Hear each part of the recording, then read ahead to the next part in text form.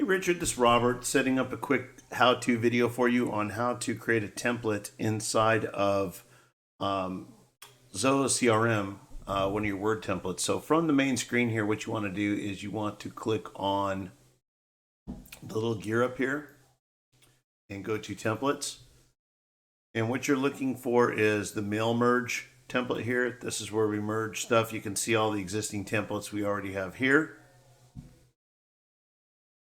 We're going to use that right here because we're going to actually choose and import a file. So we're going to use we're going to use this little button right here to import one.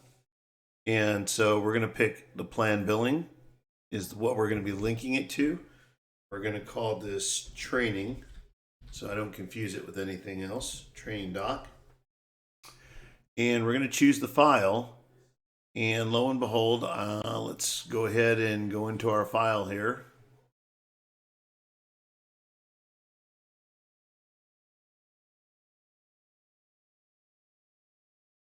And I'm going to actually pull up the right stuff here, templates. Okay, so I'm just going to pick up this one right here. I don't have any reason for picking that one. I'm just picking it. I want it to be in the public mail merge templates. That way anybody can access it. And we're going to call this training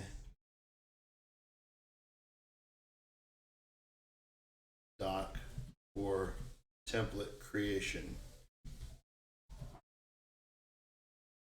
There we go. So we're going to import that in. And once it's in here, we are going to go in and edit it. Now, as we edit this, it will save it in real time. And you can see this has all the old stuff in it here. Let's let it finish loading up. And you can see here I have my fields over to this side over here. These are all my list of fields.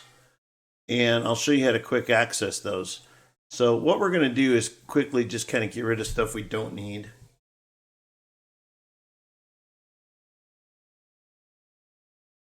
You see some extra trash like that. Now keep in mind, I'm sure that spell check is going to have a fun day with all some of the legal language. You can mess with that, ignore it if you want. So these are the old tags from Sugar CRM. When you see these, just highlight them. Okay? Erase it, but make note of what it is. So it's cause number. So to bring the cause number in here, that's weird. It didn't get rid of it. Let's try it the other way.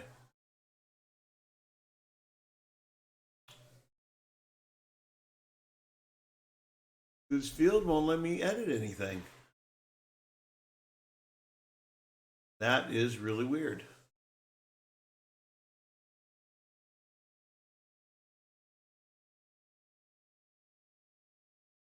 Okay, now that we have a blank field here in the center,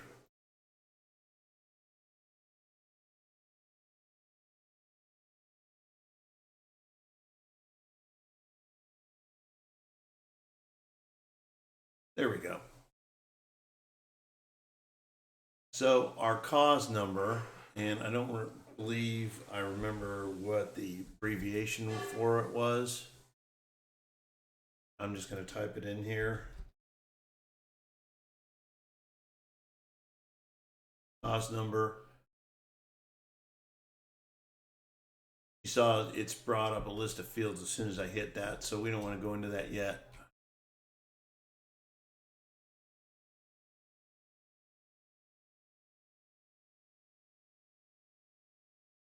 All right, so we're going to put that cause number right next to here. Now, if I hit the Shift 3, which is the number sign, it will bring up a list of fields for me here. And I can simply just scroll through these fields. These are all the available fields. And I can find the one that I need.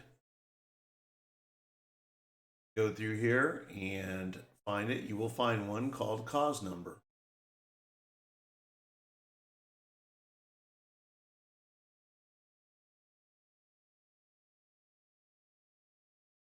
Oh, it must be really down. Or I can start typing. There it is. And it will automatically plug in the value. So you're going to go through same thing. So this is the alt payee name. So we want this to be populated by we're going to shift 3. And we are looking for the alternate payee.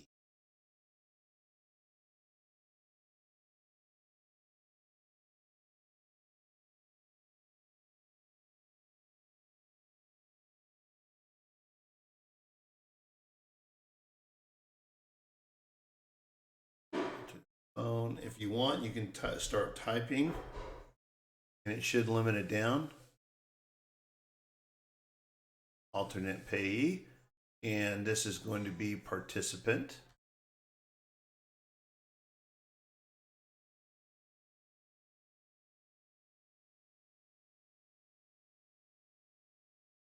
Again, shift 3. And if you want to limit it down, you can just start typing.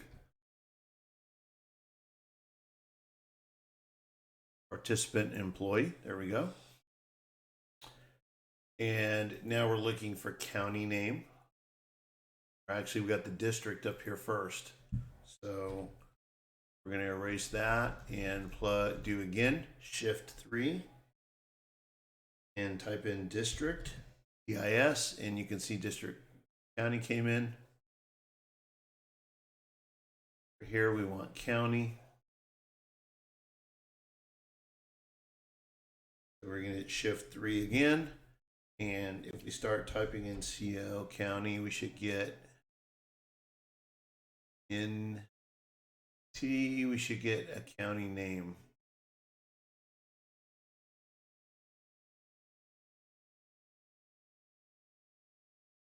There it is. All right. And then we have a court name.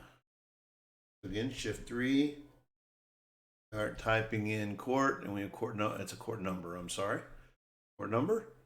All right, so we've just fixed the header. Now this will populate all this. So you got to continue and go down through each of these areas where you see these tags.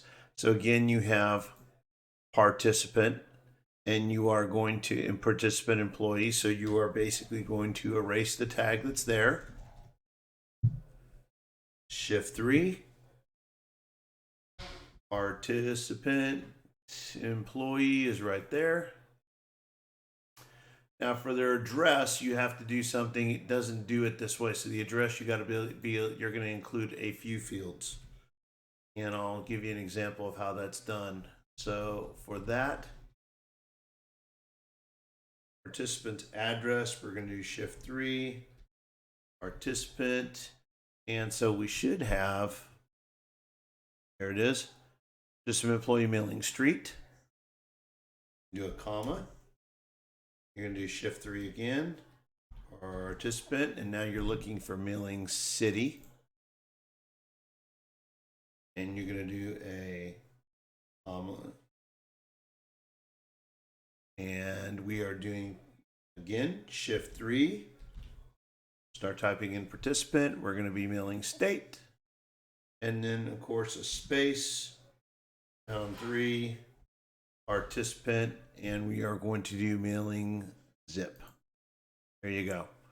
So this will populate with their address, their complete address. There's not a complete address field like a full primary address like the old system. You have to put it in. They are broken up into individual fields. So you have to put in all those fields. That's how you populate the address data. The rest of it is pretty straightforward. It's the same thing. Again, you're going to go in and start looking for certain fields. You can see this document's almost done. So you just finish it out. You do the same thing with your headers here. And by the way, you can edit your headers. So we've done the content. You can see here on the header, we need to actually show the cause number right here. So if you double click into the header area, you can do the same thing here to make sure that your cause numbers are correct. Okay, so you're going to do shift 3, cause. There you go. Now your cause number ought to populate in there. And so you've got a last name and a first name. Now, I don't know if we have a way to pull the last name field in. It's the full name. So it's name versus name. You can change it once it populates if you want. We're going to do 3. So this is participant employee.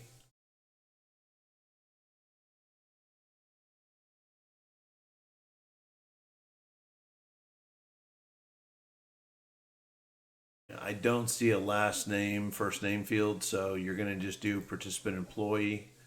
And then you will do the same thing for the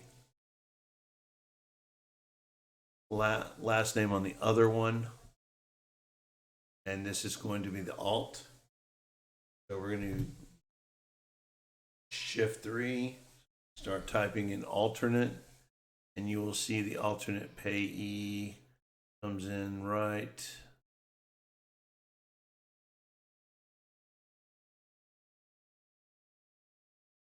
There it is right there. Okay. And then if you simply hit exit the footer, this change will be across the board on all your footers. Okay. You can see here it's here across all your footers. Okay, so you just make the changes across the board just like we outlined here. And to give you an example of how this would plug in, we'll see if we can pull this data in from another thing. Just hit done when you're finished. Close this tab, and that training doc is now updated. So I left part of this undone so you can go in and actually do it yourself. Just click on the edit column here, let it populate, and you can pick up where I left off.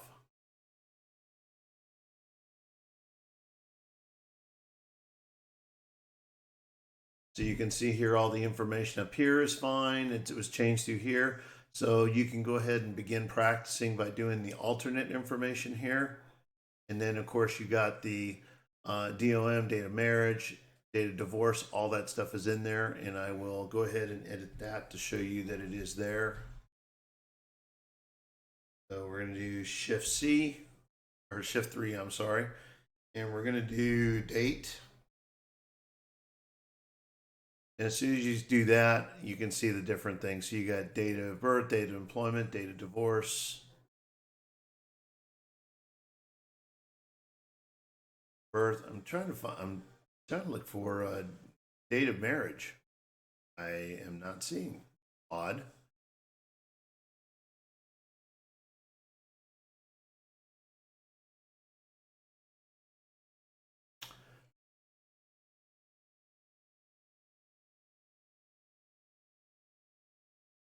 Okay, I'm going to go in and look for this. I'm not quite sure why it's not there. It should be there, but let me go in. This is date of divorce, and I know I just saw that. So again, as we're finding things, not quite sure that's why we're not seeing that in there, because I know the date of marriage is in there somewhere. So if we go date of, we should get a list. Date of divorce is right there. And then we have a date of division. I will check on that date of marriage field for you. Like I said, not quite sure why I'm not seeing that. Date of division. All right, then I will go ahead and save my work there. So I want you to go ahead and use this as a practice sheet so you can get an idea of what it is. If you want to relabel it as what it is later, that's fine. I think we've already converted this particular template, but that is how you can get access to those and you can work on those. And so all you have to do is use that import feature, bring it in and start taking in and removing the old element, replacing it with the new one, save your work. And that is really straightforward. It's actually a lot easier than the old system because it brings up variables for you to actually translate all your templates. So you can easily just pick from them and they will populate the correct thing in that point. I'll look into the date of marriage thing. I just made a note on it and let you know what I find and correct that. I do believe that's one of the things we're tracking in there. It should be. If it isn't, I think it's definitely something I think that should be, or maybe we have it labeled under something else, but we'll figure that out. And I'll get back to you and let you know what I find on that. Hopefully that helps you with helping to understand how to edit the templates. It's not a big deal. Once you're done, you just save it and you can begin by editing another template. But these are accessible to you from the billing plan area as you do merges, and you can then save them, send them out, do what you want to do.